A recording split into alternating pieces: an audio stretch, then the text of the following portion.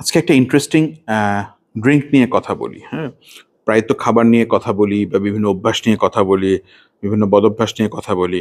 একটা ড্রিঙ্ক বা পানীয়, শুধুমাত্র একটি ড্রিঙ্ক বা পানীয় যেটা বেশ অ্যাভেইলেবল, সেটা দিয়ে কিন্তু আপনার লিবিডো যেটা বা যৌন আকাঙ্ক্ষা যেটা সেটা অনেকাংশে বৃদ্ধি করা সম্ভব এবং যেটা অনেক গবেষণায় সেটা এশিয়া ভিত্তিক কিংবা ওয়েস্ট ভিত্তিক অনেক গবেষণা আমার কাছে অনেকগুলো পেপার আছে, ২-১টা গবেষণাতে আমিও পার্টিসিপেট করেছিলাম।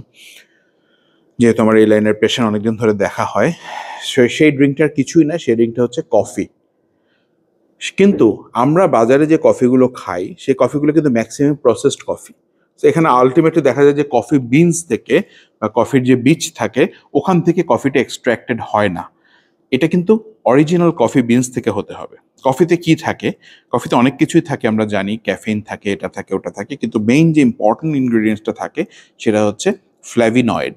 এই ফ্ল্যাভিনয়েডের কাজ হচ্ছে নাইট্রিক অক্সাইড প্রোডাকশন বাড়ানো, ভেসেলগুলোকে একটু ডাইলেট করা, ব্লাড ভেসেলগুলোকে ডাইলেট করা। এতে করে হয় কি, আমাদের পেনাইল ব্লাড ফ্লোটা বাড়ে এবং ইরেকশনটা আরো ভালো হয়। কিন্তু একটা জিনিস মনে রাখতে হবে যে এই কফি কিন্তু দুধ চিনি দিয়ে খেলে হবে না। তাহলে কিন্তু আপনার কফির যে গুণাগুণ সেটা সম্পূর্ণ উল্টা হয়ে যাবে এবং ওজন বেড়ে যাবে।